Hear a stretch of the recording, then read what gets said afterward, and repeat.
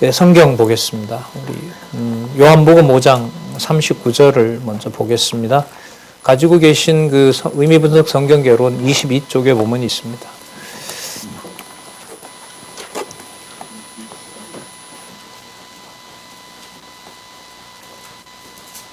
제가 읽겠습니다. 너희가 성경에서 영생을 얻는 줄 생각하고 성경을 상고하거니와 이 성경이 곧 내게 대하여 증거하는 것이로다. 예수님께서 말씀하시는 거죠. 예수님께서 구약 성경에 대해서 정의를 간단하게 하십니다. 영생이라고 얘기를 합니다. 좀 비교를 하면 만나가 아니라 성경이 영생을 보장한다는 겁니다.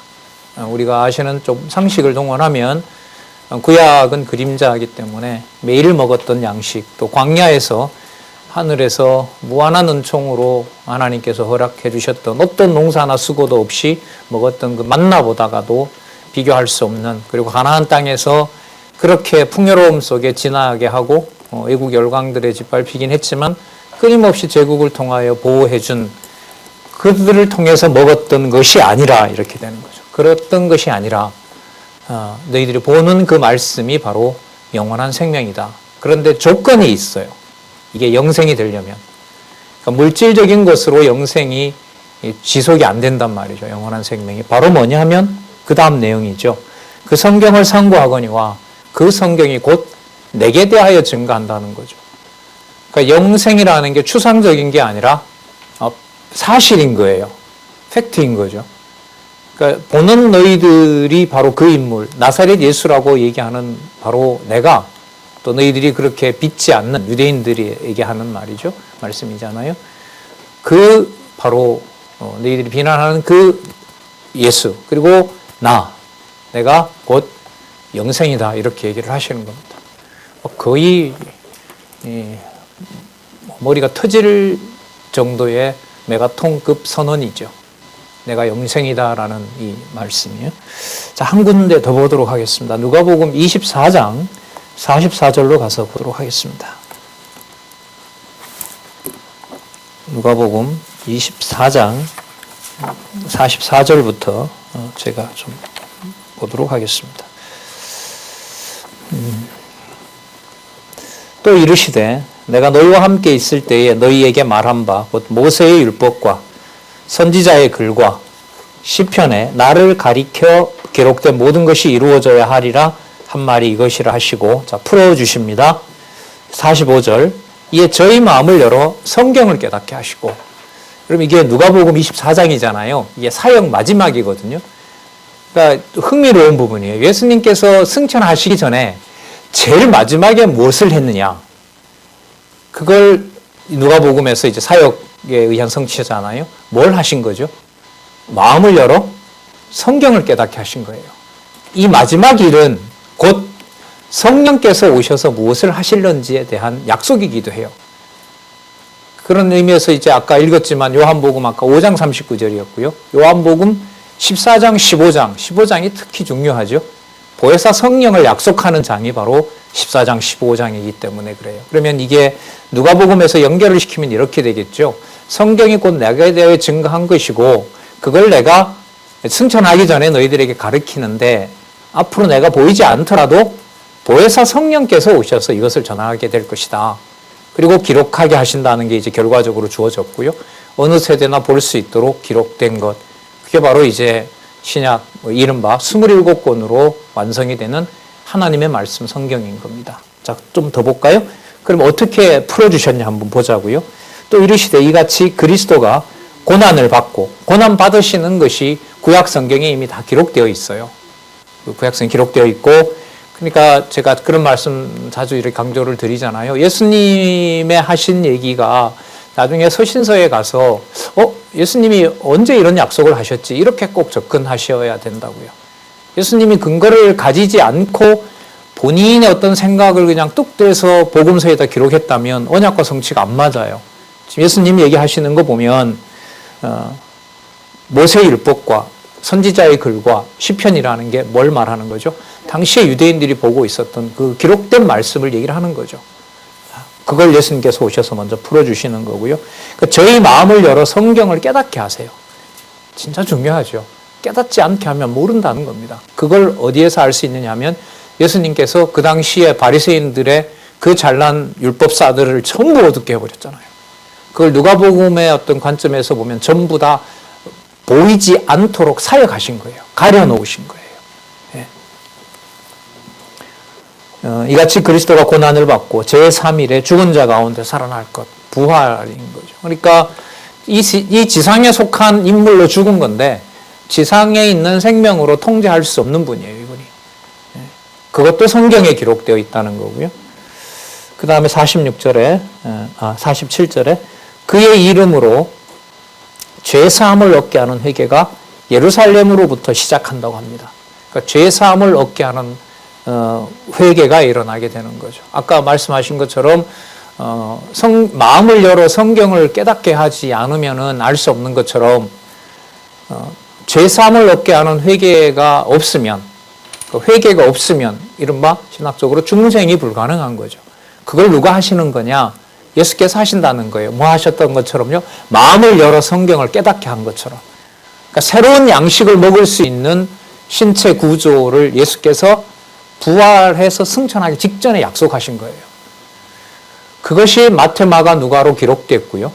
그게 성령께서 오셔서 어떻게 하셨는지가 사도행전에서부터 요한계시록까지예요. 그럼 그 순서가 바로 무슨 순서냐 하면 죄사함을 얻게 하고 그 다음에 회개를 해서 하나님의 백성으로 태어나서 영원한 하나님의 아까 요한복음하고 연결을 시키면 영생을 맛보게 되는 거예요. 관절과 골수라고까지 얘기하시잖아요. 그 디모데 후서에 보면.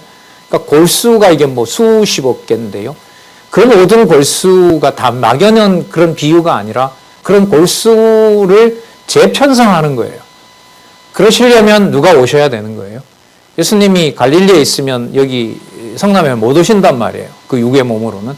그런 사역 방식 가지고는 안 된단 말이에요. 그러니까 시간과 공간을 초월하는 바로 보혜사 성령을 당신이 아버지께 구한다 그랬어요. 내가 아버지로부터 보낼 성령이 오면 아주 중요하다는 거죠. 그러니까 떨어뜨릴 수가 없어요. 그러니까 내가 아버지께로 보낼 성령이 오면 그러니까 성부, 성자, 성령이 떨어지질 않는 거예요. 우리 성도들의 비밀이 바로 여기에 있는 거죠. 우리야 뭐 마리아 성부가 뭐고 성령이 뭐고 성자가 뭐 이렇게 말하는데 그게 성립할 수가 없어요. 자, 그걸 이제 앞으로 좀 더 우리 차세대들한테 또 기독교 신앙을 시작하는 분들한테 사용된 교재, 기록된 교재를 가지고 여러분들에게 말씀드리려고 하는 겁니다. 자, 예루살렘으로부터 시작하여 모든 족속에게 전파될 것이 기록되었으니 너희는 이 모든 일의 증인이라. 한 구절 더 보겠습니다. 볼지어다 내가 내 아버지의 약속하신 것, 이게 뭘까요? 내 아버지께서 약속하신 것. 이게 표현이 참 재밌어요. 이제 이게 누가복음이든 요한복음이 오면 내가 아버지께로 보낼 성령이 오시면 이렇게 되는 거예요. 더 구체화되는 거죠. 여기서는 뭐라고 했냐면 내 아버지가 약속하신 거라는 거죠. 그게 바로 성령이라는 겁니다. 자, 보내리 너희는 위로부터 능력을 입히올 때까지 이 성에 유하라 하시니라. 자, 여러분 이 기독교 신앙 입문요. 이 책에서 이제 입문으로 이 책을 처음 시작한단 말이에요. 앞으로 이제 이 교재를 사용해서 이렇게 말씀을 전하시고 또 이 교재를 활용하실 때 상세한 내용들은 저자의 강의가 20강으로 올라가 있어요. 또 미리 이번에 또 하셨고요. 전 거기에서 이제 그 다음에 활용했던 성경적 기독교, 그 다음에 지금 여러분들에게 소개해 드리려고 하는 의미분석 성경 개론, 그 책의 이 세 권을 꼭 하나로 연결을 시켜 드리고 싶은 게 제 강의의 목적이에요. 그러면 기독교 신앙 입문에서 가장 중요한 부분이 바로 뭐냐면 기독교 특성이 뭐냐, 그 다음에 성경의 특징이 뭐냐. 유일한 종교가 절대 종교가 기독교밖에 없으니까요. 성경에 의하면 기독교가 도대체 뭐냐, 어떤 특성을 가지고 있느냐 좀 더 구체적으로 말씀드리면 그게 어떻게 내 관절과 골수 구조까지, 그거 지난번 기억나실런지 몰라도 절대성 설명하면서 그랬죠. 그 절대성은 바로 뭐가 문제냐 하면 사상의 문제예요. 그 사상의 문제가 믿어지게 되면 그게 진리가 돼요. 그 진리여야 믿어지게 되겠죠. 그럼 그 진리가 되려면 뭐 해야 되냐면 타당해야 돼요. 타당하다는 건 뭐냐면 두 가지 이상의 사건이 붙어야 돼요. 그래서 제가 간단한 예를 드렸잖아요. 아침에 얼음이 얼었다. 그리고 날씨가 춥다. 이거는 각각 떨어져 있는 사건이에요. 그런데 우리 머릿속은 그걸 연결을 시키려고 해요. 내가 납득하기 위해서, 내가 이해되는 수준에서. 그래서 이렇게 연결하는 것이 아니라 이렇게 연결을 하는 거죠. 얼음이 얼었기 때문에 날씨가 추워졌다. 이렇게도 연결시킬 수가 있고요. 그 다음에 날씨가 추워졌기 때문에 얼음이 얼 수밖에 없다. 어느 게 더 설득력이 있어요? 후자인 거죠. 통상 얘기할 때. 그러니까 사건 두 개가 있다고 해서 자동적으로 그게 뭐가 되는 건 아니에요. 진리가 되는 게 아니에요. 근데 학교 교육은 대학만 잘 가면 되니까, 고득점만 얻으면 되니까 수단과 방법을 가리지 않고, 진짜 세계에서 부끄러운 일이 벌어졌죠. 미국이 교육이 좋으니까 시험지마저 훔치는 나라예요. 참 진짜 막 가는 거죠, 사실. 예. 여러분 많이 들었잖아요. 2년 동안 끌어갔던. 아버지가 교무부장인데 그 시험지를 매 시험 칠 때마다 빼가지고 딸에게 공급한 사건 여러분들 잘 아시잖아요. 이런 일이 다른 나라에는 좀 없거든요. 이런 사건은.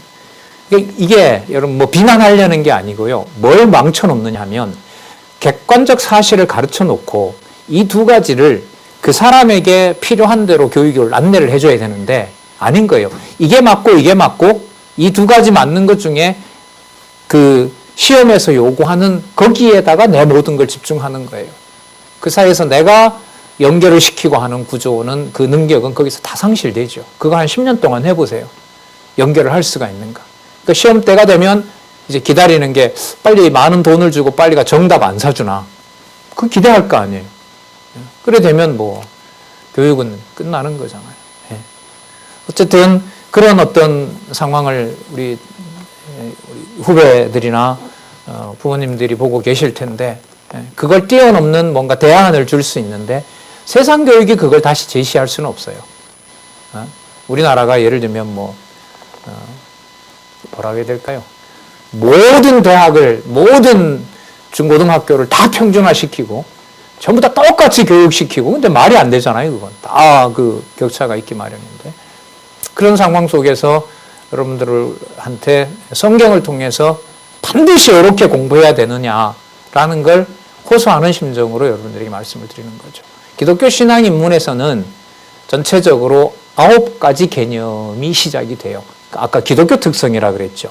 그 다음에 무슨 특성이라 그랬죠? 성경의 특성이고. 성경으로 도대체 무슨 일이 벌어지느냐? 그게 아까 말씀드렸던 머리부터 발끝까지 내 정신 구조에 어떤 영향을 미치느냐. 그리고 반드시 성경을 그렇게 이해해야만 관절과 골수가 머리부터 발끝까지 모든 세포 조직이 누구에 대한 확증으로, 그렇죠, 신의 존재 쪽으로 가느냐. 뭐 그럴 리가 있겠느냐.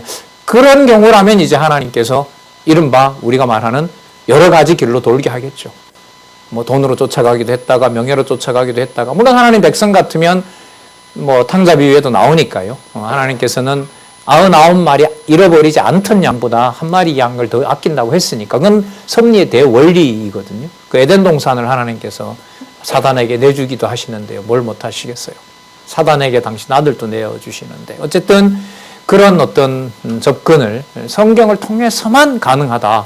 이게 이제 여러분들 선배들이 이제 목 놓아 그리고 간절하게 하루라도 빨리 여기에 여러분들의 확증을 해주기를 기대하는 마음인 거죠. 기독교 신앙 입문에서 아까 기독교, 그 다음에 성경, 그 다음에 그 특징이 무엇인지를 간단하게 좀 판서를 하고요. 그걸 적어놓고 말씀을 좀 드리도록 하겠습니다. 그러니까 기독교와 관련된 세 가지 특징은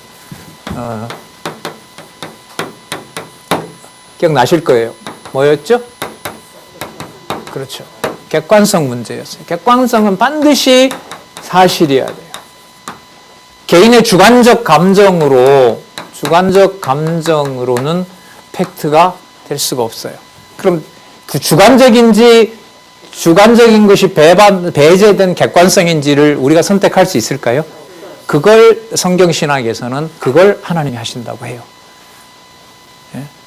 그럼 학교에서 좀 배운 게 비진리라는 말이 아니요? 그건 맞아요. 그런데 그 사실과 또 다른 사실이 하나님 중심으로 엮이는 원리는 교과서에서는 나오질 않아요. 세상 철학이 주는 건 아니에요. 자, 계속해서 볼게요. 그럼 이 객관성은 사실과 관련된 거고요. 아까도 우리 살펴봤지만 사실들을 무조건 모아놓는다고 해서 머릿속에 10가지가 있다고 해서 10가지가 다 순서대로 착착착착 정리가 돼요? 안 되죠. 몇 장 몇 절을 본다고 여러분 언약과 성지 섭리도가 딱 그려져요? 아니란 말이에요.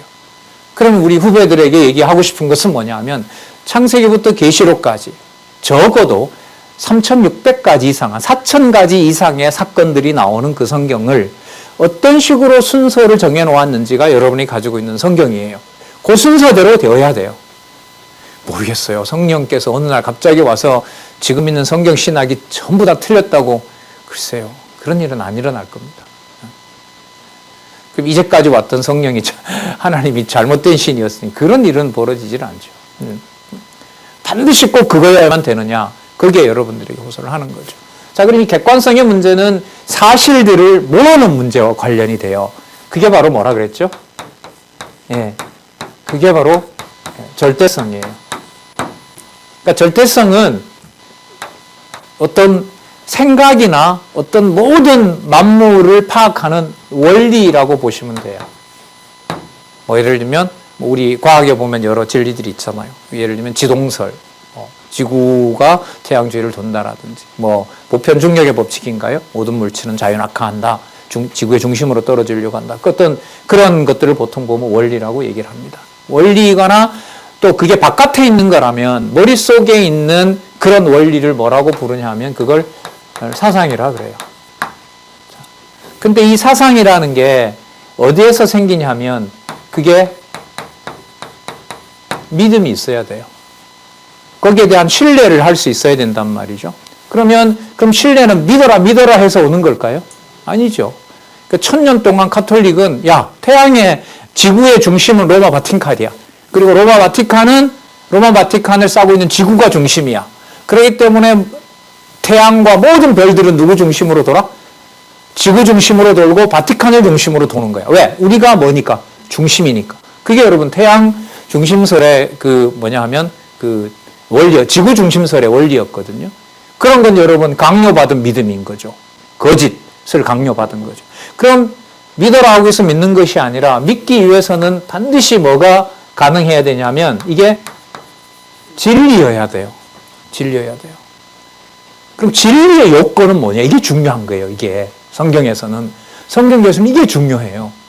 창세기 1장 1절에도 어떤 구절이 있고 요한계시록 마지막 절에도 뭔가 구절이 있어요. 마태복음 1장 1절도 신약 성경 하면서 몇 장 몇 절이 있고요. 말라기 4장이죠. 4장 마지막 절에도 뭔가 구절이 있어요. 그런데 그 모든 구절들이 따로따로 존재하면 뭐가 될 수 없어요. 그게 진리가 안 돼요. 진리가 안 되는 거예요. 왜 이렇게 도표를 그려놓고 여러분들에게 개론을 선생님들이 내주고 과거의 고등학교 시절에 보면요. 지금도 선생님들이 영상으로 그렇게 공부하고 있고 바로 이것 때문에 그래요. 진리임을 확증하기 위해서. 그럼 진리는 반드시 무슨 단계를 거쳐야 되느냐? 조합이 일어나야 돼요. 구성이 반드시 일어나야 돼요. 그래서 지난번에 제가 우스갯소리 드렸잖아요. 이렇게 됐을 때 이 두뇌가 이제 엄청난 빠른 속도로 움직이게 되거든요. 그래서 제가 논술 얘기를 해줬잖아요. 예를 들면 첫째 시간은 국어 배웠고 둘째 시간에는 이순신 장군 배웠고 세 번째 시간에는 뭐 우리나라 가야금 배웠어요. 그런데 이 세 가지가 다 다르잖아요. 첫 시간에 국어 배울 때는 뭐 한글의 중요성을 배웠어요. 그러니까 한글이 뭔지도 배웠고 그 다음에 이순신 장군도 배웠고 또 뭐 가야금도 배웠어요. 이 세 가지가 어때요? 다 다르죠? 근데 이 세 가지가 나와 관계가 있으려면 내 머릿속에 나에게 필요한 대로 그게 뭐가 돼? 붙어야 돼요. 그럼 각자마다 같을까요? 다를까요? 다르죠. 이순신이 제일 먼저 놓는 사람도 있고 안 그렇게 해서 가야금이 제일 먼저 가는 사람도 있고 그 순서에 따라서 그런 순서가 60억이 있다면 전부 다 누구 기준대로 할까요? 그렇죠. 그게 여러분 성경에서는 죄성이라 그래요. 왜요? 자기중심성이니까. 이거는 비판, 비난 개념이 아니에요. 보편적인 개념이에요. 누구나 다 그 사실에 대해서 누구 중심으로 이해를 한다? 나의 중심으로. 동물도 그걸 본능적으로 한다 그러잖아요. 아무리 배가 고프면 뭐 자기 동족도 먹어치우는 게 동물 아닙니까? 그러나 배가 부르면은 앞에 아무리 맛있는 음식이 있어도 사자가 건들질 않잖아요. 이게 본능적이란 말이죠. 그러면 여러 사실들을 생각한다는 거잖아요. 놓을 때 진리와 관련해서는 여기서 반드시 무슨 단계가 일어나냐 하면 증명의 단계가 일어납니다. 증명을 다르게 말하면 뭐라 그러냐면 논증인 거고요. 우리가 쉽게 말하면 이거는 연결성이에요. 두 가지 사건이 붙어야 돼요. 근데 여러분과 제가 공부했던 팩트는 국어 시간에 배운 것하고 체육 시간에, 음악 시간에 배운 것 두 개를 붙인다고 해서 신이라는 존재로 안내하진 않아요. 그렇게 안내하진 않아요. 근데 성경은 창세기 1장과 2장을 붙이게 되면 우리식으로도 붙지도 않을 뿐만 아니라 그게 만약에 연결이 되면은 그게 하나님과 관련된 진리가 되고요. 거기에서 뭐가 생겨요? 믿음이 생겨요. 그래서 여러분들 믿음은요, 반드시 증명과 근거를 요구합니다. 믿으세요? 왜 안 믿으세요? 이런 게 안 통하는 거예요. 진짜 무식해서 그런 거예요. 신뢰라는 게 여러분들 한두 번 보고 어떻게 생기겠어요? 또 검증하고 또 검증하고. 자, 그럼 이 절대성의 충족이 일어나면 여러분 기억이 나세요? 뭐가 된다 그랬죠? 영원성이 되는 거죠. 영원성은 시간과 공간을 초월해요. 그런데 여기서 성경신학에서는 딱 아주 중요한 게 있어요. 절대성에 나타났던 이 믿음이 들어오지 않으면 영원성이 아니에요. 그러니까 현재 내가 경험했던 것이 여기에 들어옵니다. 그런데 경험했던 것이 뭐는 아니에요? 주관적인 건 아니에요. 왜? 성경을 여러분과 제가 쓴 게 아니잖아요. 그죠?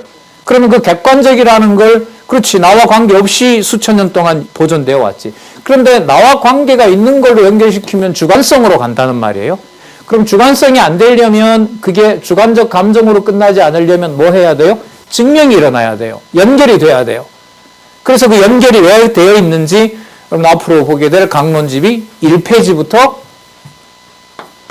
9882페이지까지 18권이 연결이 되어 있는 거예요. 에피소드도 있었잖아요. 강성 보던 어떤 분이 그 저자의 강의가 6천 몇 페이지 얘기하니까 방송실에 전화를 해서 책이 6천 몇 페이지면 그 책 어떻게 들고 다녀요?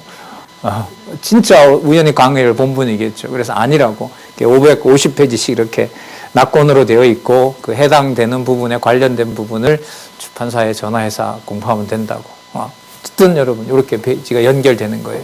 자, 그럼 영원성은 바로 뭐냐면 반드시 증명의 단계를 거친 믿음을 바탕으로 뭐가 생겨요? 영원성이 되는 거예요. 배제하는 게 아닙니다. 영원성이 시간을 확 뛰어넘는 게 아니에요. 그래서 성경신학의 중요한 특징이 뭐냐 하면 들어있어야 돼요. 뭐가요? 객관적 사실이 논증을 거쳐서 그걸 뭐라 그래요? 내재해야 돼요. 품고 있어야 돼요. 품고 있지 않으면 발판이 안 생기기 때문에 도약을 못 해요. 도약하는 걸 뭐라고 하냐면 얘를 초월한다. 초월이 담을 뛰어넘는 거잖아요. 내 울타리 안에 있다가 바깥으로 뛰어넘는 거예요. 그래서 이 개념이 순서대로 이해가 돼야 돼요. 이게 막연한 얘기가 아니라 저는 성경 개론을 염두에 두고 여러분에게 말씀을 드리는 거고. 자, 그래서 성경은 이제 어떤 특성을 가져야 되냐 하면, 자, 그 특성을 좀 말씀을 드리도록 할게요. 기독교 신앙임은 57페이지에 있는 건데요. 이게 먼저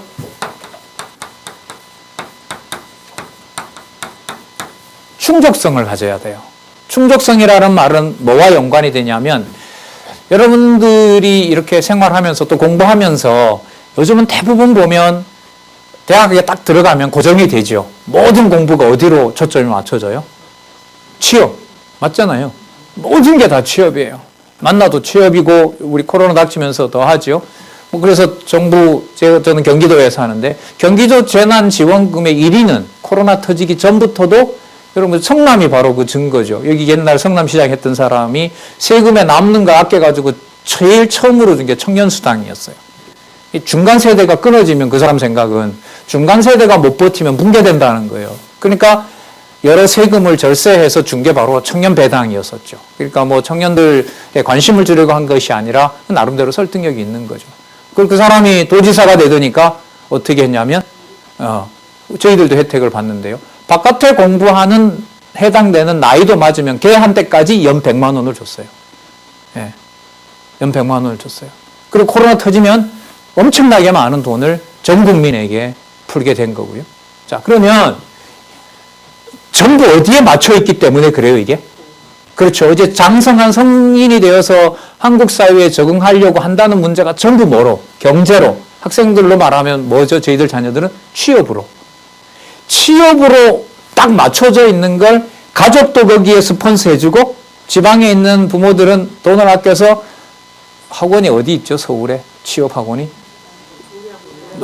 너무 잘하시네. 다들 하시니까 아시는 거예요. 노량진에다가 방 한 칸 여러분 반지하를 얼어주려고 해도 50만 원 들어요, 지금. 그걸 여러분 1년 동안 적어도 1년 동안 대줘야 시험 칠 거 아니에요. 그럼 몇천 단위가 들어가는 거예요. 그러니까 가족이 그렇게 스폰서예요. 국가가 그 시험에 대해서 관심을 가져줘요. 지역사회가 거기에 대해서 관심을 가져줘요. 제 친구 하나는 목사인데요. 그 아침에 공부하러 가는 애들 새벽 5시에 그 교회 새벽 예배죠, 이른바. 새벽 예배 끝나면 그 친구 목사는 그걸 했어요. 거기에서 밥을 지어가지고 그 노량진 학원에 가는 학생들 공짜로 배식했어요. 되게 인기가 좋아요. 그래서 그 교회까지 어디에다 맞춰요? 그 학생들이 시험 볼 수 있도록. 어디에 맞춰져 있죠? 충족성은 개인적으로 말하면 뭐하고 직결되냐면 내 목적에 부합하느냐, 이게 충족이에요. 충족이에요. 내가 만족스럽다라는 말은 뭐예요? 내가 공부하는데, 내가 취업 준비를 하는데 신체적인 관리, 건강 관리, 국가에서 예를 들면 코로나19 관리해 주는 거, 집안도 거기에 스폰서 해주고 도와주고, 형제들도 형이나 누나들이, 동생들이 형 잘하라고 도와주고, 내 기준에서 봤을 때 거기에 모두 몰두할 때 그걸 뭐라고 부르냐면 충분하다 그래요. 그 뭐하고 연관이 되어 있느냐?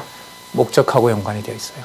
그러면 여러분들을 저는 기독교 신앙의 후배로 보는데, 그럼 후배인 여러분들의 목적과 제 목적이 부합하려고 한다면은 바로 뭐와 연관이 되어야 되겠어요? 알고 믿는 것이 하나가 돼야 되는 거예요. 그래서 이게 전부 무슨 문제하고 관계가 돼요?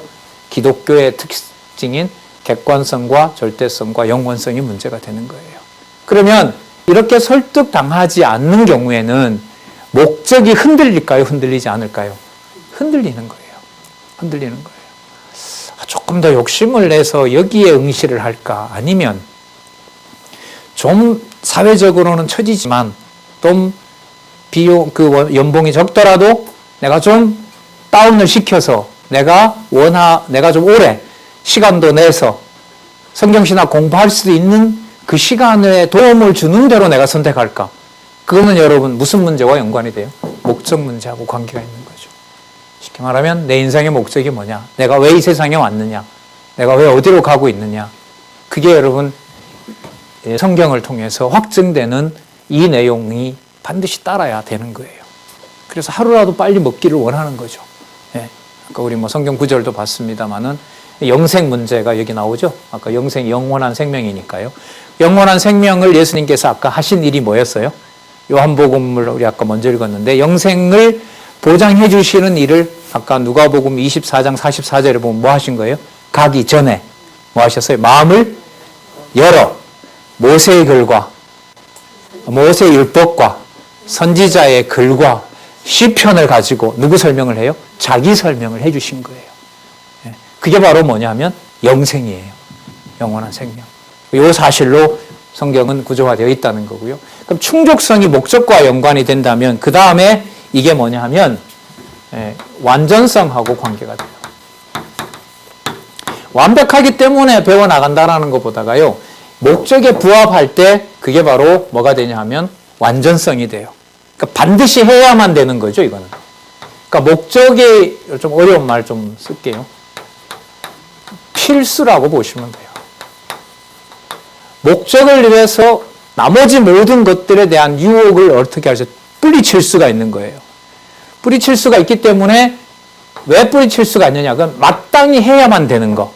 그런 걸 보고 당이라고 그래요.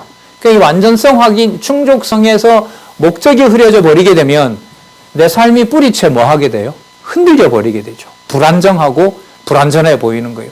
이렇게 해서 언제 되겠나? 이게 지금 뭐 공부한다고 내 인생이 펴지나? 펴지지요. 어떤 면에서요? 여러분이 얘기하는 대로 멘탈 관리 면에서. 진짜 멘탈 관리가 스님 그렇게 될까요? 뭐 저로서는 확답을 못하지만 성령께서 제 경험으로는 또 여러분들의 선배들의 경험으로는 순서대로 갈 때 가능해요.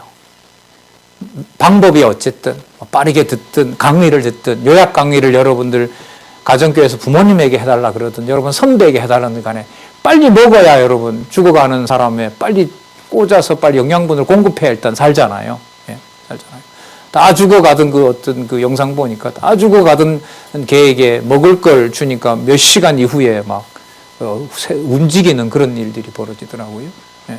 그래서 바로 목적이 나오게 되면 뭐냐면 세밀하게 내가 하는 일이 여러분 뭐예요? 불완전해 보이고 불명확해 보이는 거지만 거기에는 뭐가 돼요? 완벽하게 일이 진행되는 거예요.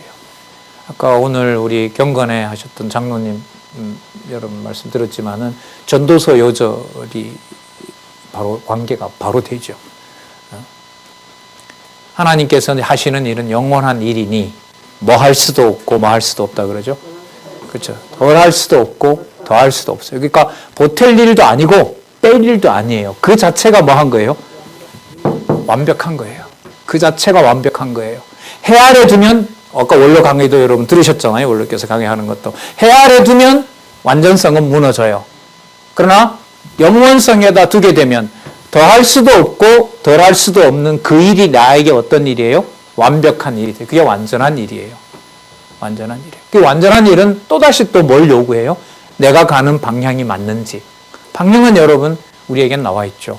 여호와께서 나를 때 이 세상에 보냈고 죽는 날까지 여호와께서 살아계신 걸 여호와께서 증명하시는 거예요. 그걸 보혜사 성령이 주관해 가시죠. 자, 그 다음에 여러분 충족성 다음에 완전성이고요.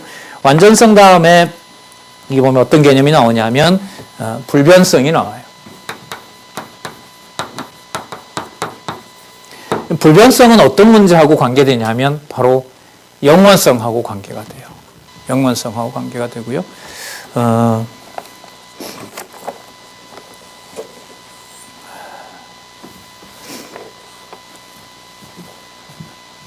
이른바 변하지 않는다라고 하는 건데, 그렇죠. 완전하게 되면은 오늘 내 마음이 좀 바뀐 것 같고, 또 내일 되면 또 불안해질 것 같고, 그야말로 어떤 그 정처가 없는 것이 불변성이 되는 거잖아요. 그런데 완전성이라고 하는 것은 아까 저기 영원성에서 나왔던 것처럼 눈에 보이는 상황은 별로 안 좋아요.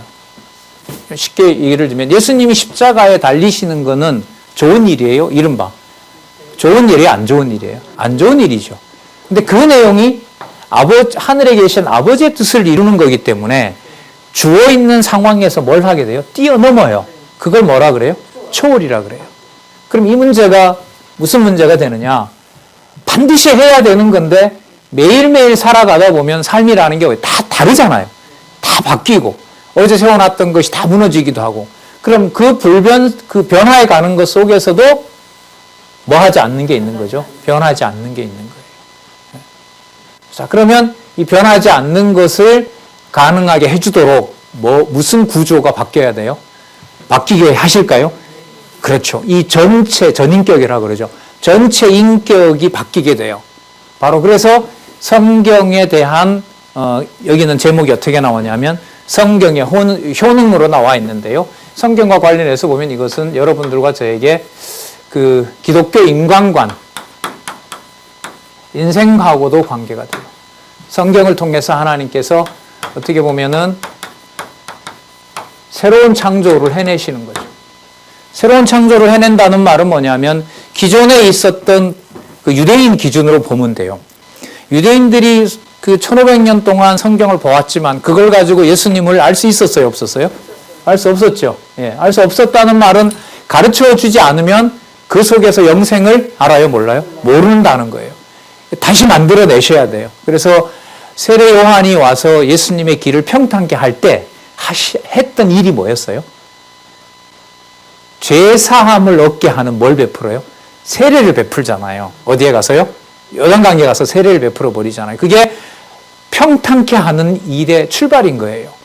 그랬더니까 당신이 그럼 메시아냐라고 하니까 세례 요한이 뭐라고 대답해요? 나 메시아? 아니다. 나는 뭘로 세례를 주지만 물로 세례를 주지만 내 다음에 오는 분은 성령으로 세례를 준다. 그러니까 완전히 달라지는 거예요. 그래서 여러분 인생관과 관련해서 처음으로 여기 나온 게 뭐냐면 중생이에요. 여러분 대학부에 가면은 다른 교회에 개혁파 교회에 가면 제일 먼저 여러분들에게 교리 공부를 시킬 때 중생부터 시킵니다. 거듭났습니까? 저는 뭐 이거 학교 다닐 때 조그만한 전도지 들고 뭐 구원파나 여러분들 왜 그 이단처럼 접근하는 거죠. 가서 중생 교회 다니세요? 다닙니다. 중생 받으신 거 어떻게 확인해요? 이렇게 이제 단도직입적으로 묻는단 말이죠. 나름대로 중요한 거예요. 중생이라는 게 뭐예요? 다시 태어나는 거잖아요. 다시 태어나는 거예요. 근데 이걸 금방 그렇게 설명할 수가 없는 겁니다. 그러니까 중생 다음에 뭐가 여기에 이제 소개가 되고 있냐면 믿음이에요. 믿음 어디에 나왔어요? 이게 나왔죠. 연결이 되죠. 예, 그 믿음은 뭐에 바탕을 둬요?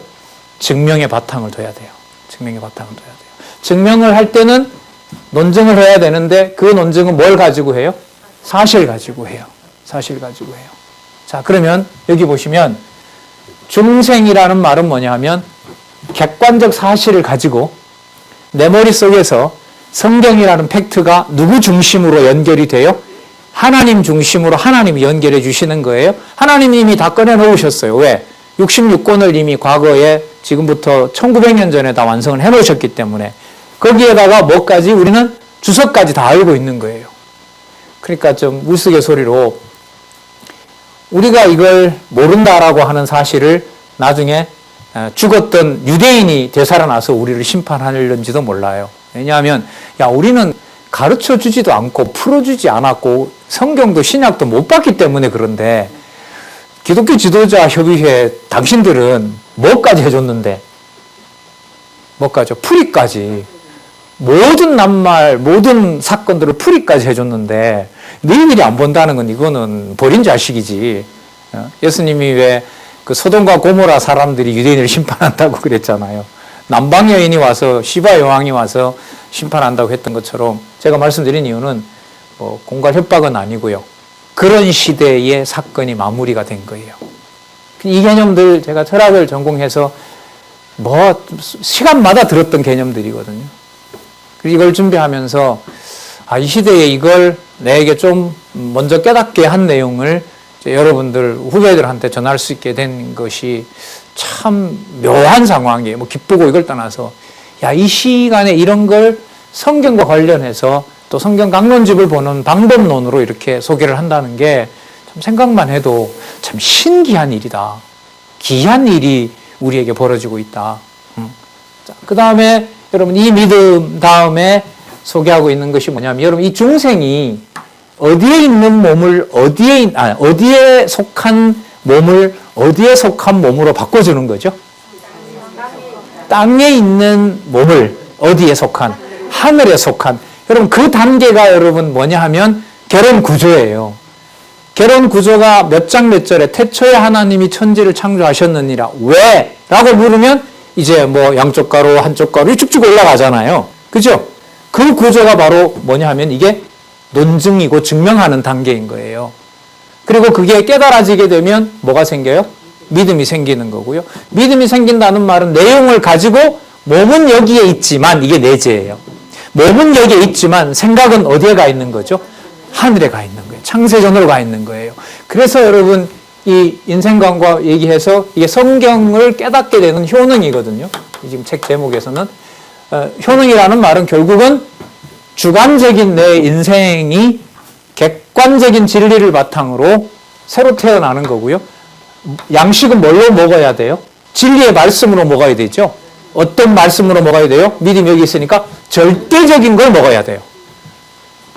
만나를 먹어야 된단 말이에요. 하늘에 내려오는. 출애굽할 때 가져왔던 것 갖고는 안 돼요.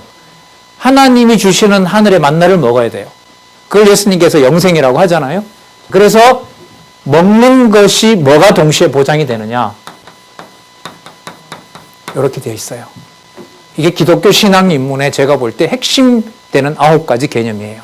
그러다 보니까 이제 이 원로께서는 이게 이 책이 한 60, 70페이지 간다 하더라도 뒷면이 메모면이기 때문에 또 모르죠. 또 박홍희 강사 저렇게 얘기하고 또 날 책 쓰라고 또 저렇게 압박을 하는구나라고 해도 어쩔 수 없지만, 예, 또 우리가 공부해 가야 되고 뭐 저 같은 사람도 계속 해 가야 되는 거지만, 여러분 이 개념을 다른 어떤 그 뭐 철학 사상이나 어떤 이런 시간이 아니라 이 시간에 소개하는 것은 여러분 좀 다른 게 있어요. 뭐냐면 이 모든 개념들이 사실에 근거를 두는 내용이 어떤 누구의 사상이 아니에요.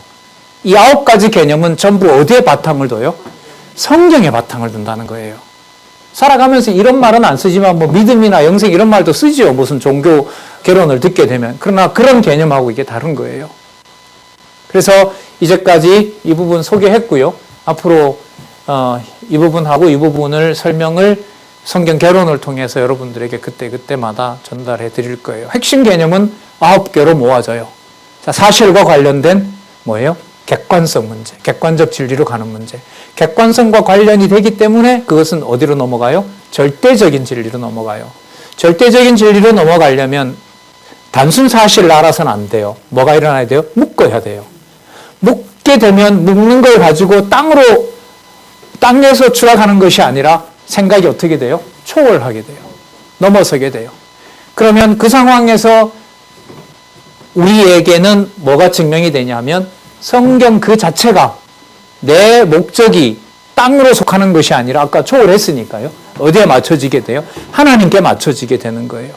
하나님께 맞춰지기 때문에 오늘의 내한테 불완전하고 흔들리는 것, 그런 것을 뛰어넘어서 나에게 하나님이 오늘 주신 상황은 더할 수도 없고 덜할 수 없는 뭐가 돼요? 완전한 것이 되는 거예요. 그 완전한 것이 엄청나게 변화가 많더라 하더라도 그것에서 흔들리거나 흔들리는 일이 없다는 거예요.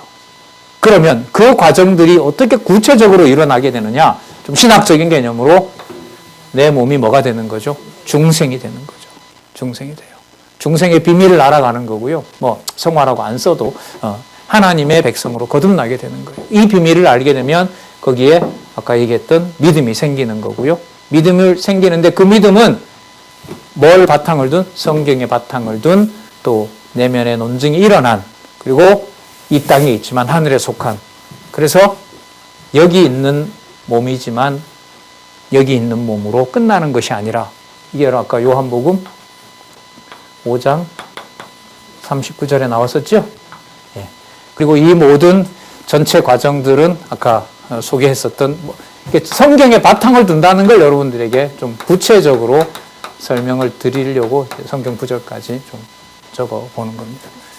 예수님의 성경관을 바탕으로 해서 이제 여러분 원로가 여기 정리해 놓은 기독교 신앙 입문을 가지고 이 핵심 개념들이 익숙해져서 성경에 바탕을 둔 개념이 되도록 앞으로 여러분들에게 소개하겠습니다. 그리고 이 9가지 개념이 뭐 가지수를 아는 게 중요한 게 아니라요.